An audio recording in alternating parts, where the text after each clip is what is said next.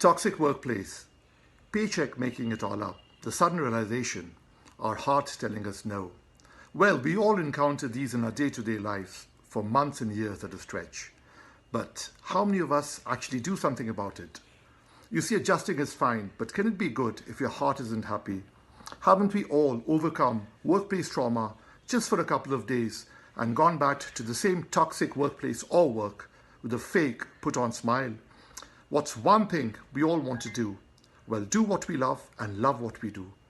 With that thought, I'm proud to know Pooja Malhotra, who broke this never ending vicious cycle and transformed her poison into medicine, finally doing things close to her heart, and she's super successful as well. I'm proud to have her in my journey. What was the turning point in your career when you decided to take the leap and follow your heart? So I think sometimes tough times push you, and that's exactly what happened with me. Um, in one of my roles, in one of my career, in my jobs really, I faced a lot of tough situation, more from the way the environment was. It was a very toxic environment, and I wasn't used to it. I had never really experienced it.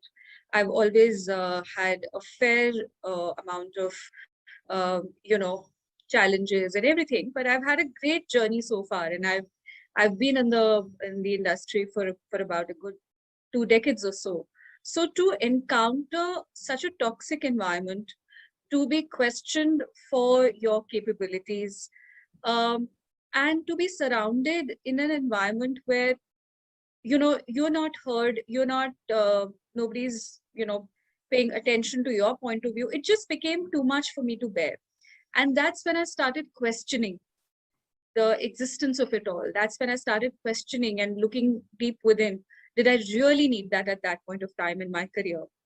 And also that maybe there was something more to it that I needed to tap into. And that's really what made me introspect and make changes for the better. So once you go back in time, how difficult or easy was it for you to take this plunge? So it wasn't easy for me. I had been working for a very long time. Like I said, I'd been working for over about 15, 16 years, maybe more by then. So to decide to suddenly quit is not an easy it's not an easy option, not an easy decision. But it was certainly building up over time. And I think there reaches a point where you start questioning your own self, because of the environment, because of the way what I was going through. I had almost started questioning my own confidence and capabilities. And when you start introspecting, you start realizing and feeling that this is not what you really signed up for. And one is a surface level dissatisfaction, which happens to most of us, in our jobs, in our lives. And there is another change that takes place sometimes at a very deep level, you know. And if you're able to recognize that, and you know that it's impacting you adversely, then it really is time to do something about it. And I think that's what changed, and that's what prompted me to take this decision. And for me, that was the trigger. That when people started telling me that I've become irritable, when I realized that I wasn't smiling at all, I wasn't laughing, I was not being myself. I think for me that really was the trigger. So now, if you look back today, would you have done the same thing if life would have given you a second chance? Absolutely. Not just done it again. I would urge everyone to not, keep your health and your both physical and mental health, on the back burner. Because if it starts impacting you as a person, if you start getting into that shell of depression, and if you get into that mold where you start becoming reclusive, I think it's time to take action. And uh, I think we are doing this not for anybody, but for our own self. I quit my job Not because I didn't want the money. Of course, we all want the money. And for me, as a person, more than money, it's the joy of working that always takes precedence. Even today I pick up projects because I enjoy working. I would enjoy cracking an idea or, brainstorming or coming up with something interesting and seeing something come alive. But if neither of those joys exist, and believe me, money is there as a means to an end.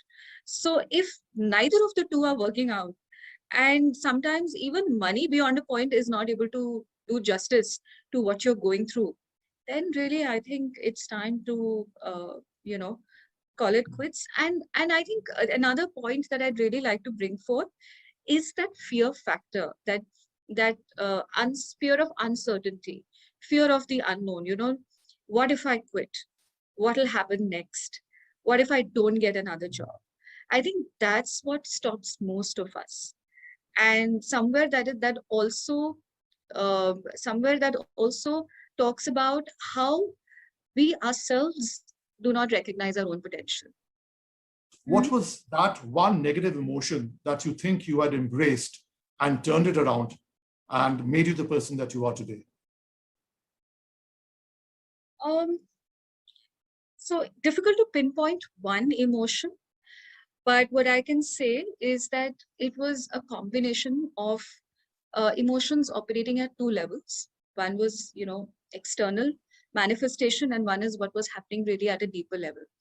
And, the external manifestation was really, anger, frustration, because nobody's trying to get you. You're not trying to figure out what's happening. It's just too much of toxicity. And, you're being reactive at that point. But at a deeper level, the emotion that I had begun to battle with was anxiety and depression, and that the minute you start recognizing that, that there's a problem. And I think if I had to pinpoint one emotion, which was a culmination of all of this, which I tried to battle and win over, was that fear factor, that what if. I think many a times we stop ourselves because we are not sure whether we should take it or not. And we'll keep going through that rigmarole. We will keep, bothering ourselves, troubling ourselves with what is going around without taking any action. We'll be fine with it, but you don't have to be, there's always an option of getting up and making a move and changing things for yourself. There's nothing that you can't change, really. And it's one life. Why do we all forget that? It's one life. I mean, if not now, then when? Are you happy where you are today? I've never been happier. In fact, my problem is if I'm in a place where I'm not happy, then I start questioning. So I like to be happy, and I am very happy.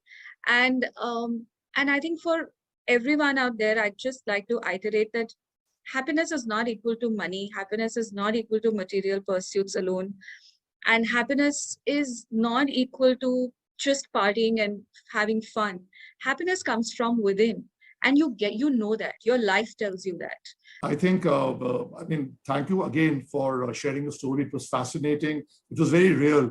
So I think that, reinforces the feeling. And in fact, when I started writing my journey, that this is not theoretical. We have people, we have, influencers, we have people that are highly aspirational like yourself, who've actually been through the journey. So thank you for reinforcing and believing in what I've written is not, just rhetoric. I think most of us, we encountered more negative emotions than positive emotions. I mean, if you see our daily struggles, it would be a mix of 90 to 10, negative to positive. Right. And we always traditionally have been shying away from negative emotions. Either we battle them, we conquer them, we deal through them, we use meditation, exercise, talking to people, dispelling, sleepwalking through the bad times in anticipation of good times. But what you've done is, and what we do unconsciously also is, you've taken, that negativity, that fear of the unknown, you've translated that into the life. So that is a good manifestation of what I've written. Thank you again for sharing.